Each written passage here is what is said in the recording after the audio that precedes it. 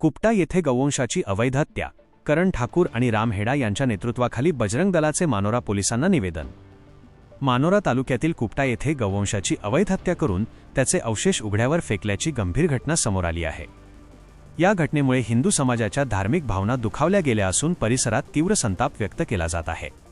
या पार्श्वभूमीवर दोषींवर कठोर कारवाई करण्यात यावी आणि तालुक्यातील गौवंश तस्करी तातडीने रोखावी या मागणीसाठी विश्व हिंदू परिषद बजरंग दलाचे प्रमुख पदाधिकारी करण ठाकूर आणि राम हेडा यांच्या नेतृत्वाखाली मानोरा पोलीस स्टेशनचे पोलीस ठाणेदार यांना निवेदन सादर करण्यात आले। मिळालेल्या माहितीनुसार मे 30 रोजी कुपटा येथे गौवंशाची अवैध कत्तल करून त्याचे अवशेष फेकून देण्यात आले होते।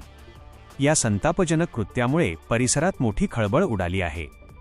मानोरा तालुक्यासह संपूर्ण वाशिम जिल्ह्यात गेल्या काही दिवसांपासून गौवंश तस्करी, अवैध कत्तल आणि गोमांस वाहतुकीच्या घटनांमध्ये मोठ्या प्रमाणावर वाढ झाल्याच्या तक्रारी सातत्याने समोर येत आहेत। अशा कृत्यांमुळे सामाजिक सलोखा आणि शांतता धोक्यात येण्याची शक्यता निर्माण झाली आहे। या संपूर्ण प्रकरणाची प्रशासनाने तात्काळ आणि सखोल चौकशी करावी, तसेच या गुन्ह्यात सहभागी असलेल्या सर्व आरोपींचा शोध घेऊन त्यांच्यावर कायद्यानुसार कडक कारवाई करण्यात यावी अशी मागणी बजरंग दलाच्या वतीने करण्यात आली आहे। भविष्यात अशा समाजविघातक घटनांना आळा घालण्यासाठी पोलीस प्रशासनाने ठोस आणि प्रभावी उपाययोजना कराव्यात असेही या निवेदनात म्हटले आहे।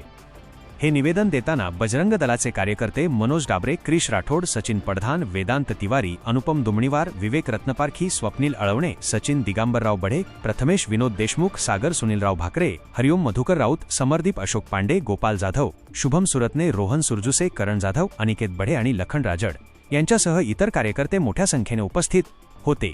आता या प्रकरणी पोलीस प्रशासन काय पावले उचलते याकडे सर्वांचे लक्ष लागले आहे।